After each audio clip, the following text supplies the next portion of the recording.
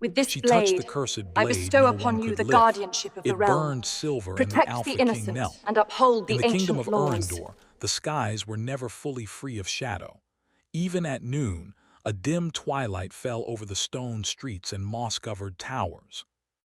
The people whispered of curses and old magic that lingered in the winds, and they spoke in hushed tones about the Alpha King, Veilric, ruler of unmatched power, feared by his own court, and said to command forces not meant for mortal hands. Yet for all his power, Veilric carried a restless loneliness. His crown weighed heavily on his head, but more than that, a shadow of regret clung to his soul. He ruled with sharp precision, yet even his advisors whispered that no heart could tame him. No one, that is, until the day she came. Her name was Lyra, though very few knew her past. She was quiet, with hair like moonlight and eyes that held the color of storm clouds. She moved through the world like she belonged to a place far beyond kings and castles, as if the trees themselves bent their branches to make way for her. And yet, she had a purpose she barely understood herself: to touch the cursed blade. The Hall of Ancients lay hidden in the north, behind waterfalls of blackened stone and forests where sunlight feared to enter. Only legends spoke of it, and even fewer dared venture there. Inside, treasures and relics older than memory were kept, silent witnesses to the rise and fall of kings. Among them, in the very heart of the hall, rested the blade of silver flame. It was no ordinary sword. Forged in the fires of betrayal by a sorceress whose love had been scorned, it carried a curse. No man could lift it. Many had tried and failed, leaving the blade cold and unyielding. Some said it burned with the fire of truth, exposing the deepest pride and arrogance of those who dared touch it. To wield it was both a gift and a burden. Lyra entered the hall under the cover of night. The air smelled of old stone and distant lightning, and the torchlight flickered, casting shadows that danced like ghosts on the walls. She approached the blade, her heart hammering with both fear and strange excitement.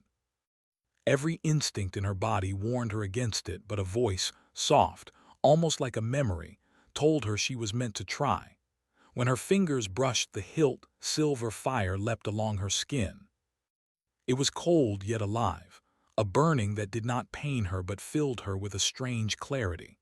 The hall seemed to hold its breath.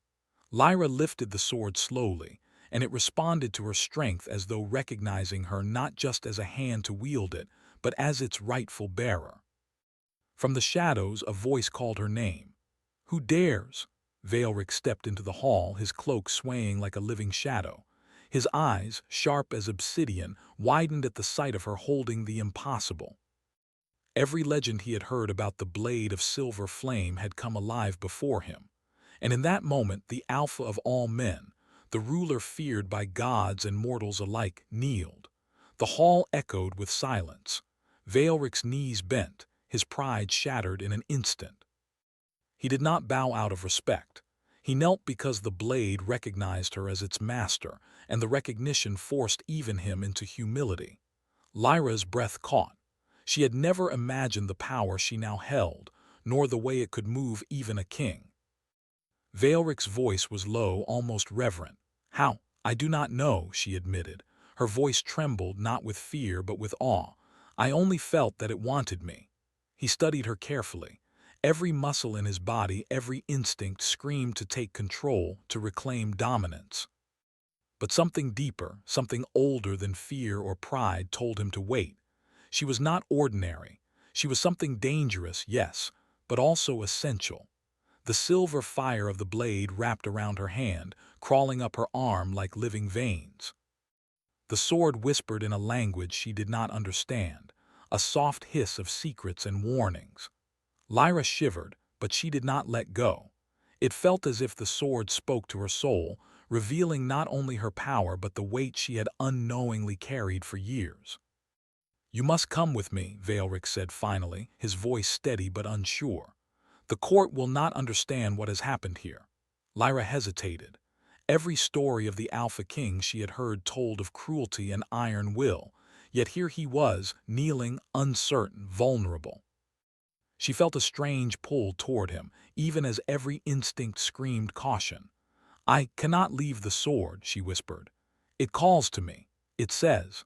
Her words faltered as the silver fire surged, glowing brighter than before, illuminating every line of Veilric's face. The blade's light revealed shadows in his eyes, pain, loneliness, and something that bordered on longing. Veilric reached out a hand, but not to take the sword from her. Instead, he hovered near her wrist, careful, reverent, as though even the air between them was charged with electricity. "Then you must learn," he said. "But understand this. The moment you touch it, everything changes. Your life, the kingdom, even me." Lyra nodded, unsure what she had agreed to, but knowing that the path was now hers to walk. The blade pulsed like a heartbeat in her hand, each thrum echoing the pulse of her own. She realized the legends had spoken the truth. It would not burn the weak or the proud, but the strong, the brave, and the pure of intent.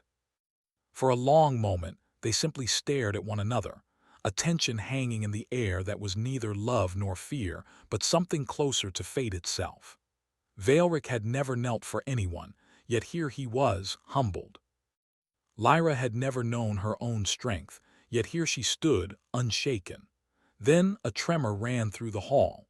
The stones beneath their feet rattled as if the kingdom itself sensed the awakening of the blade. Outside, a storm broke, lightning tearing across the sky. The wind howled through the mountains and forests, carrying voices of the past, warnings, prophecies, and the silent cries of those who had failed before. Lyra's grip tightened, but her eyes did not leave the king's. "I think it wants more than me," she said softly. Veilric's expression darkened. "More than you." His voice was both protective and wary. "It is a blade that can destroy kings or save them. If you cannot master it, if it chooses you wrongly." He stopped, unwilling to finish. "I will master it," she said with sudden determination. Her fingers gripped the hilt tighter. The silver fire flared, sending sparks dancing across the hall, reflecting in Veilric's eyes. For the first time, he did not see the king, the ruler, the conqueror. He saw a person, fierce and unyielding, ready to challenge the very fate of the kingdom. And for the first time, he realized he wanted to be at her side, not to command, not to control, but to witness, to protect, to perhaps in time trust. The sword pulsed again, a silent heartbeat that resonated through the hall as if it acknowledged its new wielder. Yet even as Lyra felt a connection, she could sense the danger looming. The blade's whispers grew stronger, almost insistent, warning her that this power would not come without trials, that shadows of the past would rise, and that Veilric himself might not survive the storms ahead. Outside, the first lightning struck the tallest tower of the castle. The sound rolled through the mountains like the roar of an angry god. Lyra's heart pounded, not with fear but with anticipation. She had touched the impossible, she had lifted the cursed blade, and she had seen the Alpha King kneel.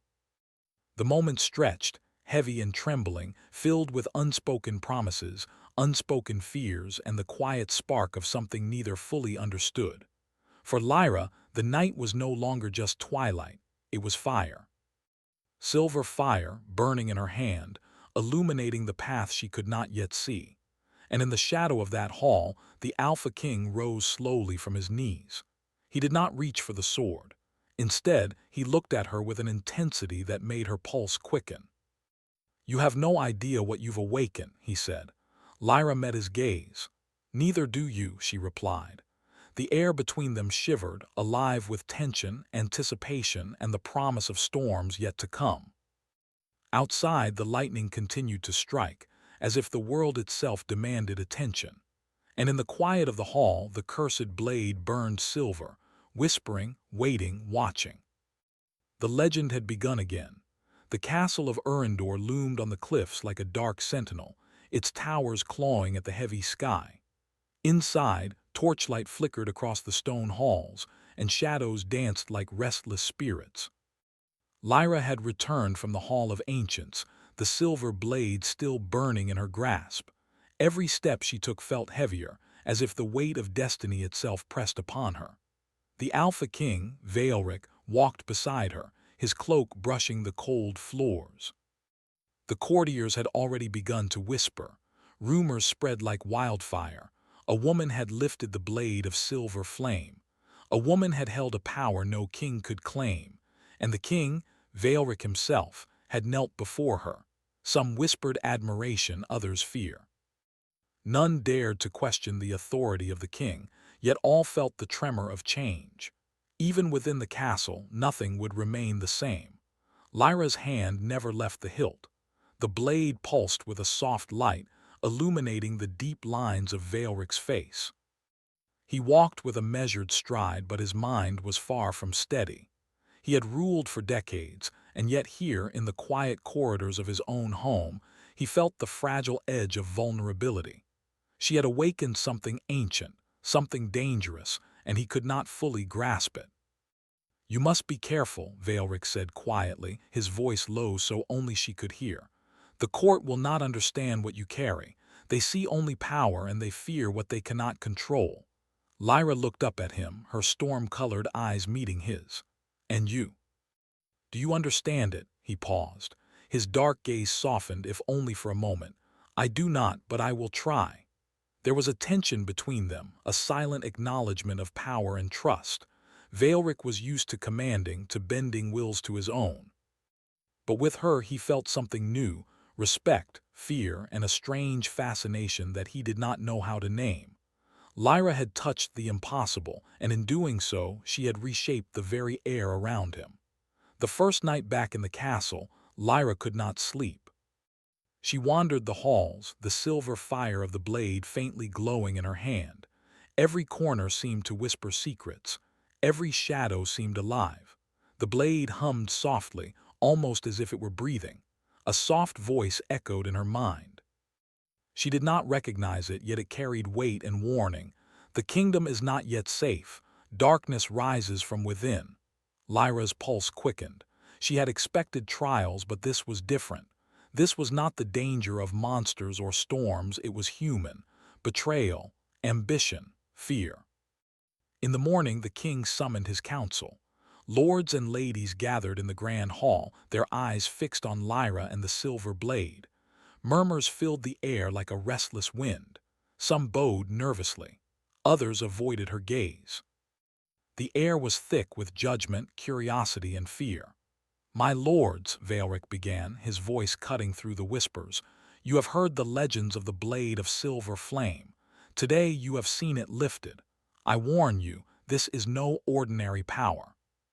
It will not tolerate weakness, pride, or cruelty. It has chosen its bearer, and we must respect what we cannot yet understand." A few of the older council members bristled, their pride stung. Some whispered accusations. Others cast wary glances at Lyra, uncertain whether to treat her as a guest or a threat. The tension was palpable. Lyra stepped forward, her voice calm yet firm. "I do not seek power," she said, holding the blade. "I only seek to understand it, to master it, and to protect the kingdom. But I cannot do this alone. I will need guidance, and I will need the king's trust." Werewolf's dark eyes studied her. He had ruled by fear for years, yet here was someone whose quiet strength made even him hesitate. She did not beg or bow. She did not plead. She simply stood, calm and unyielding, her hand steady on the blade. And in that moment he realized that respect, not fear, was the first step toward true power. But the court's unease was not the only threat. That night, Lyra felt it again, the whisper of the blade. Shadows approach, watch for betrayal. A chill ran down her spine. She closed her eyes, trying to understand. The castle was quiet, yet the feeling of eyes upon her was unmistakable. She had survived the Hall of Ancients, yet she knew now that danger lurked closer than she imagined. Werewolf found her in the library, the silver blade resting on the table. He had followed her silently, watching as she traced her fingers over the hilt. "You cannot carry this alone," he said. "The blade is alive. It tests you. It will demand more than you know." Lyra nodded. I know, but I must try. I cannot let fear rule me. If I hesitate, the kingdom will suffer. Veilric studied her for a long moment. The fire of the blade reflected in his eyes, and for the first time he felt the stirrings of something he had long buried: hope. Not the hope of kings or conquerors, but the hope of a man who had long feared loneliness. "The storm is coming," he said quietly, "and when it strikes, I fear even my strength may not be enough to protect you or the kingdom." Lyra looked at him, her gaze steady. "Then we face it together." For a brief moment, the tension between them shifted, not to passion or desire, but to understanding. Two people, bound by fate and fire, standing side by side against forces they could barely comprehend. Days passed, and with each passing moment, the blade's whispers grew louder. Shadows moved through the castle halls at night.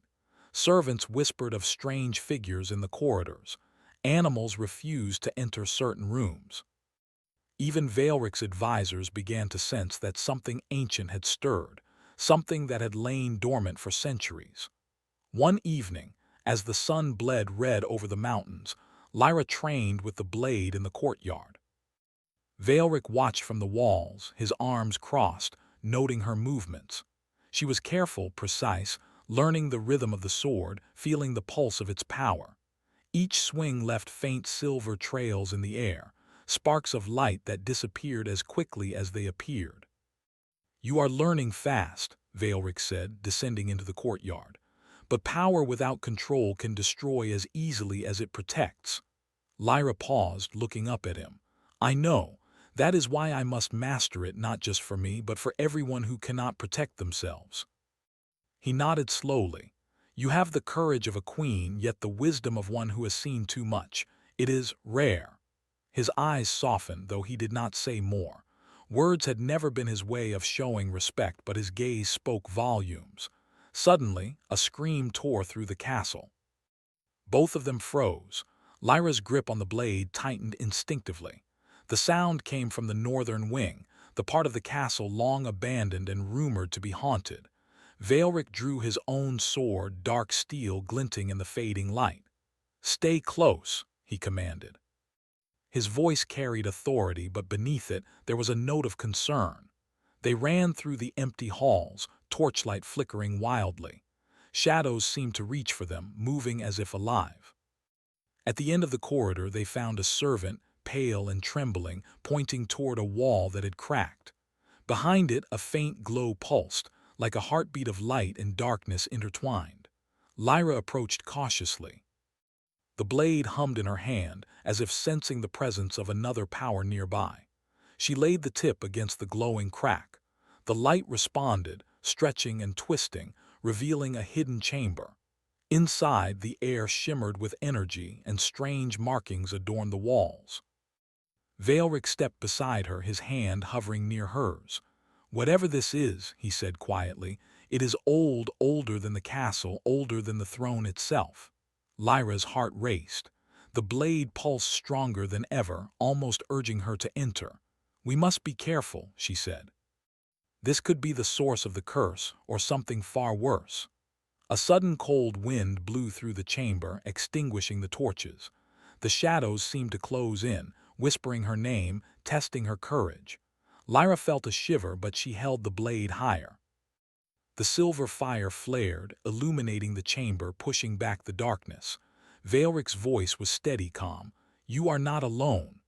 And in that moment, Lyra understood the bond they were forging. Not of love, not yet, but of trust and shared purpose. Together they faced the unknown, the whispers of the past, and the growing darkness within the kingdom. Yet even as the chamber fell silent again, a new danger stirred. Beyond the walls, beyond the castle, unseen eyes watched, waiting for the moment when the blade's power would falter. And Lyra knew that the real trials were only beginning. The silver blade hummed in her hand, and the whispers continued. "The night is coming. Shadows rise. Trust no one but follow the fire." Lyra swallowed, steadying her breath. She looked at Veilric, and in his eyes she saw the same unspoken truth. The path ahead would test them both, in ways they could not yet imagine. And as the twilight deepened into night, the castle of Urindor seemed to hold its breath, waiting for the storm that was coming. The night had fallen over Urindor, heavy and unyielding, as though the very sky mourned the shadows that crept beneath its blackened clouds. In the northern wing of the castle, Lyra stood before the hidden chamber she had discovered, the silver blade humming softly in her hand. Its glow pulsed like a heartbeat, alive with magic older than the mountains themselves. Veilric stood beside her, his dark eyes scanning the room with unwavering alertness. The air was thick, charged with power that seemed to crawl along the stone walls and coil around their ankles. Shadows moved unnaturally, stretching and twisting in ways that made the hair on Lyra's neck rise. "This chamber, it is not just old," Veilric said quietly. "It is alive. Every mark on these walls speaks of history and warning. Whoever created this new things the world has long forgotten." Lyra touched the nearest symbol with her fingers. The silver blade pulsed, reacting to her touch. A soft glow spread across the wall, illuminating patterns that had been hidden for centuries. She felt a shiver of recognition, as though the chamber itself acknowledged her presence. "The blade, it senses it," she whispered. "It knows this place." Veilric's voice was steady, though a note of unease lingered. "And yet the danger is real. Every power has its price. Every shadow here remembers the betrayal of those who came before. We must be cautious." Lyra nodded. She had felt it since the first moment she held the blade. There was a fire inside it, but also a judgment. It did not forgive weakness, nor did it tolerate arrogance. Every choice she made, every action she took, the blade would measure. A distant sound echoed through the halls, a low, eerie hum like whispers carried by the wind. It was faint, yet unmistakable. Lyra's grip tightened around the hilt. "Shadows," she said, her voice barely audible. "They are waking." Veilric drew his sword. "Stay close," he instructed, "and do not underestimate them. They will test you, they will test me, and they will try to turn even the strongest mind against itself." The first shadow appeared silently, slipping from the corner of the chamber. It was darker than the night itself, twisting and flickering like smoke without form. Lyra held the blade forward. Silver fire flared, illuminating the shape. It hissed and recoiled, yet it did not flee. Instead, it watched as if gauging her courage. Veilric stepped to her side. "They feed on doubt," he said. "Do not let them in. Focus on the light, on the blade, and on each other." Lyra nodded. The warmth of his presence steadied her. Together they stood, facing the shadow as if it were a living wall. The air trembled, thick with unseen energy. Then the shadow lunged. Lyra swung the blade with precision, tracing silver arcs through the darkness. Sparks flew as the shadow recoiled, twisting into forms that seemed impossible. It was not just a single creature, but many, all feeding on the fears and regrets of the living. Veilric met the shadow's strikes with his own steel, his movements precise and unyielding. Together they pushed forward, a rhythm forming between them. Lyra realized that they were no longer just two individuals facing a threat. They were a team, bound by trust and the unspoken understanding of shared destiny. Hours passed in a blur of movement and light. The shadows continued to press, testing every step, every swing, every breath. But Lyra felt a strange clarity amidst the chaos. The silver blade responded to her will, flaring brighter as she focused. She began to see the patterns within the shadows, the way they moved, the rhythm of their attacks. Veilric noticed the change in her. "You are stronger than you know," he said, his voice carrying a mixture of awe and caution. "The blade chooses wisely, and it chooses you." Lyra's lips pressed into a thin line. "I feel its power, but I do not yet understand it. If I fail, the kingdom could fall." Veilric's gaze softened. "Then we do not fail," he said simply. "We face it together. Whatever comes, you are not alone." For a moment the words were more than reassurance. They were a promise. And in the quiet heartbeat of the storm around them, Lyra felt something shift. She realized that power was not only in strength, but in trust, in unity, and in the courage to face the unknown. The shadows began to withdraw as if sensing her resolve. But even as the last of them dissolved into the darkness, Lyra knew the danger was far from over. The silver blade pulsed, whispering warnings she could not fully understand. "Something waits," she murmured. "Something older than the castle, older than the throne." Veilric did not answer immediately. His eyes narrowed, scanning the chamber and the halls beyond. "Then we must prepare," he said finally, "and we must find allies we can trust. Not all who wear crowns or robes of power are loyal. Some will seek to take the blade and take you." Days passed in careful training and preparation. Lyra learned the rhythm of the blade, the way it responded not only to strength, but to intent and courage. Veilric observed her, offering guidance, correcting movements but never overstepping. The tension between them remained, a quiet, simmering mix of respect, fascination, and the unspoken pull of fate. One evening, as twilight bathed the castle in hues of blood and gold, a messenger arrived. His face was pale, eyes wide with fear.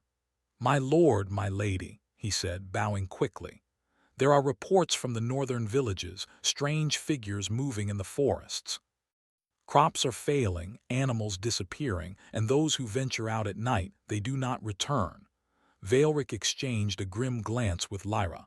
"The darkness is spreading," he said, "and it is no longer contained to the castle." Lyra felt the pulse of the silver blade. Its light flared unexpectedly, almost as if it were warning her or perhaps urging her forward. "We cannot wait," she said. "If we do not act, the kingdom will fall before we understand the full threat." Veilric nodded.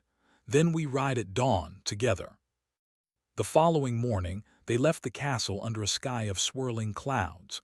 The forests of the north were dense and foreboding, shadows twisting between the trunks like living fingers. Lyra's heart pounded as she gripped the hilt, the silver fire lighting their path. As they rode, Veilric kept a watchful eye on the surroundings.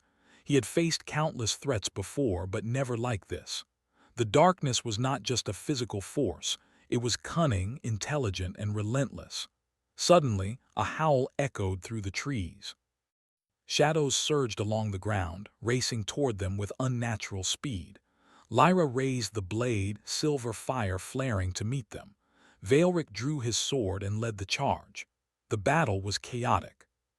Shadows twisted into shapes that mimicked creatures from nightmares, striking with speed and ferocity. Lyra and Veilric fought side by side, each movement precise, each strike coordinated. She realized that the sword did not just respond to her strength, it responded to her resolve, to her courage, and to her trust in Veilric. Hours passed, and the sun dipped below the horizon. Exhausted but unbroken, they managed to push the shadows back into the forest. The air was heavy with the scent of smoke and magic.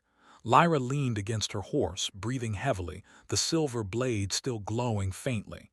Veilric approached her, placing a hand lightly on her shoulder. "You have done well," he said, "but this is only the beginning. The darkness is cleverer than we imagined, and it will not stop." Lyra nodded, determination shining in her stormy eyes. "Then we will face it, together." As they rode back toward the castle, Lyra felt the pull of the blade stronger than ever. She understood that the true test was only beginning.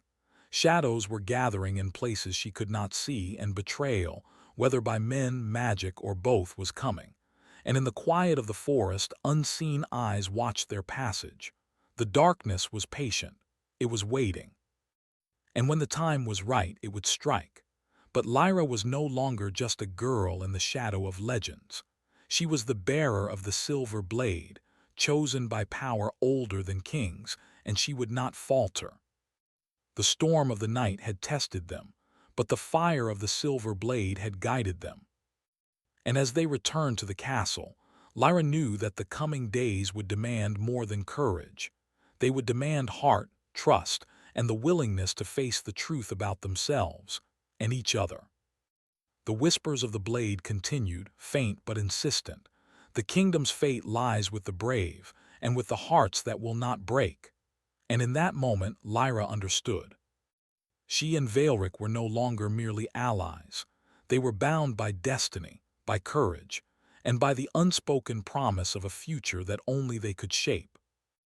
Yet even as they rode under the twilight sky, a new shadow rose behind them, silent and patient, waiting for the moment when the silver fire would be tested, and perhaps fail.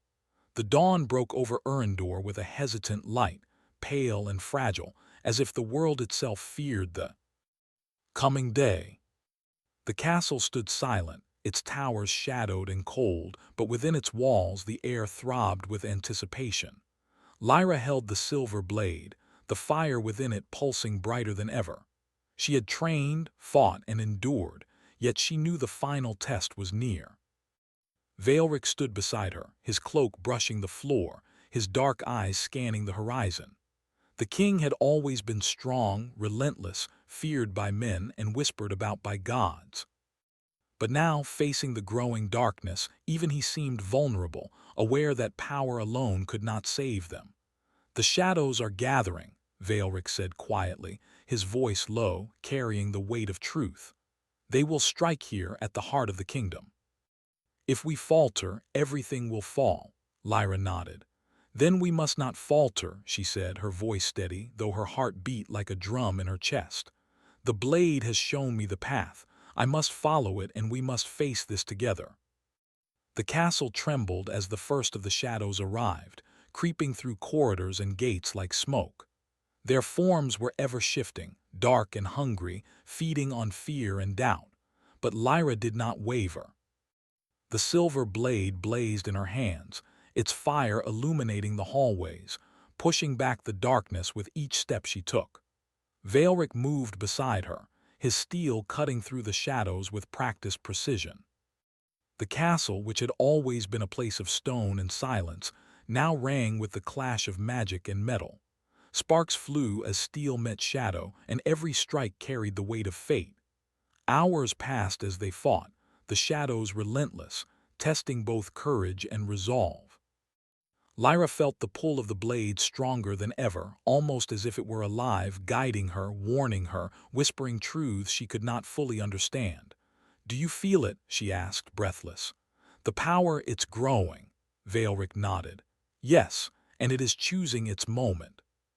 Be ready for anything." The shadows began to gather in the central courtyard, their forms converging into a single, massive presence. The darkness seemed to pulse with intelligence, moving as if it had a mind of its own.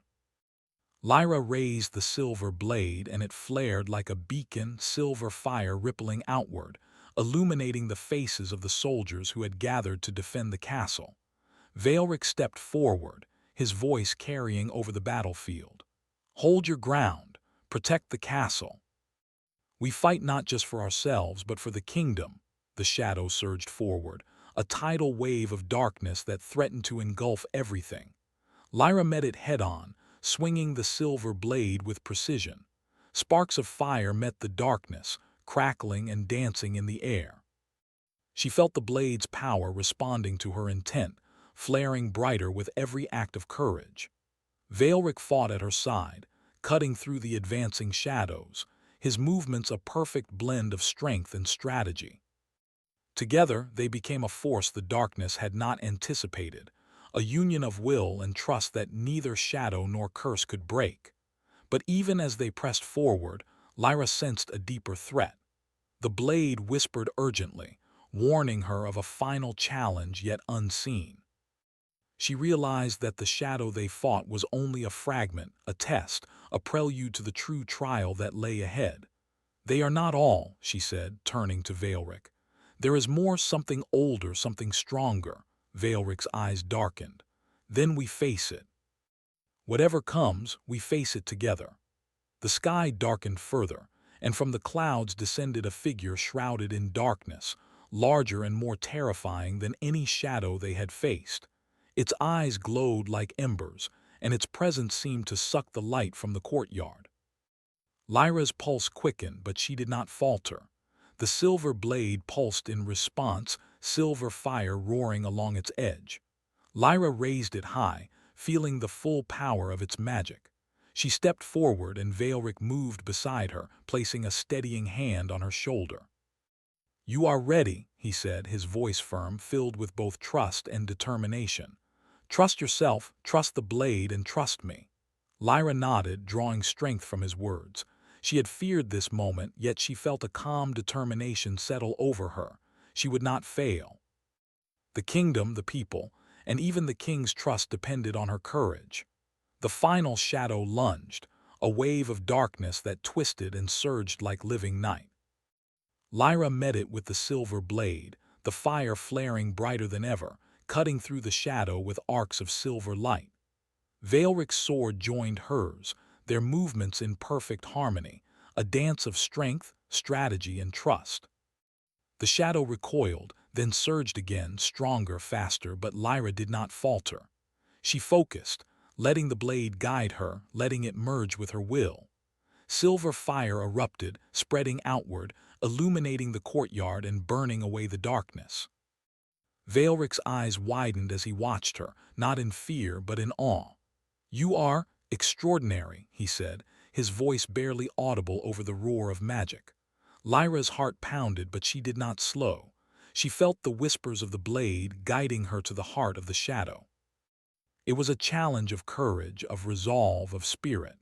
And with a final, precise strike, she drove the blade into the core of the darkness. The shadow screamed, a soundless wail that seemed to shake the very earth.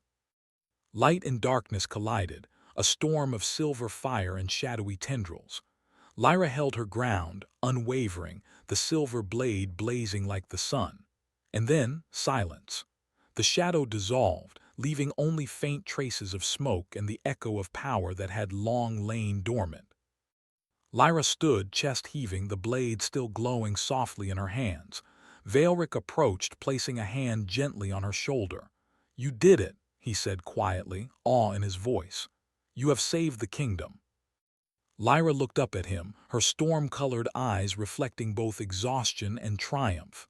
"We did it," she corrected, "together." For a long moment they stood in the courtyard, surrounded by soldiers and remnants of the battle, the silver blade pulsing gently as if it were breathing. The kingdom was safe, for now, but the bond between Lyra and Veilric had changed forever. They had faced darkness, fear, and the weight of destiny, and they had emerged stronger, united, and transformed. Veilric sheathed his sword, stepping closer to her. "The crown, the throne, it is heavy. But you have shown me something greater than power alone," he said, his voice low, almost reverent. "You have shown me courage, heart, and trust." Lyra felt warmth in her chest, a connection deeper than anything she had felt before. The journey had been perilous, yet it had forged something unbreakable between them. She understood that true strength was not in domination, nor in fear. It was in unity, trust, and the courage to face the unknown together. "The blade," Lyra whispered, glancing at the silver fire that still pulsed in her hands. "It has chosen me, but it also chose us. We were meant to face this together." Veilric's gaze softened, and for the first time he allowed himself to set aside the mask of the unyielding Alpha King. He knelt, not in fear, but in acknowledgement of her courage and the bond they now shared. "Then we stand together," he said. "Not as king and subject, but as two who have faced the darkness and emerged stronger." Lyra extended her hand, the blade held steady between them. Veilric took it, feeling the warmth of the silver fire, the pulse of magic, and the silent promise of trust. Together they rose, united in purpose, stronger than any shadow that might come. The castle of Urindor seemed to breathe again, the air lighter, the walls less oppressive. Outside, the sun rose fully, its golden light breaking through the lingering twilight. The kingdom had endured, not just because of power or courage, but because of the bond between two people who had faced the impossible together. The whispers of the silver blade faded, leaving only a gentle warmth, a reminder that power without heart is incomplete. Lyra and Veilric stood in the courtyard, the light of dawn reflecting in their eyes, understanding that the journey had changed them both forever. And though the kingdom would continue to face trials, and though shadows might rise again, they knew this. Together, they could withstand anything. The flame of redemption had burned bright, and it would guide them forward stronger, wiser, and bound by trust, courage, and the unspoken promise of destiny fulfilled. Lyra sheathed the silver blade. Its light dimmed, returning to a quiet glow, as if resting after a long battle. Valric placed his hand over hers, a simple gesture filled with meaning. The kingdom had been saved. Darkness had been defeated. And in that moment, they understood the truth. The greatest power was not in the crown, the throne, or even the silver blade. It was in the courage to face the unknown, the trust to stand together, and the heart to protect what mattered most. As the sun rose over the mountains, casting golden light over the castle and the forests beyond, Lyra and Valric stood side by side.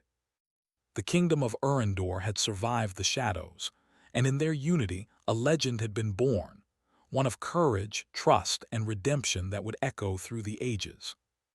And somewhere in the quiet of the castle halls, the silver blade rested, waiting patiently, a silent guardian of the kingdom, and a reminder that the fire of courage and heart would always endure.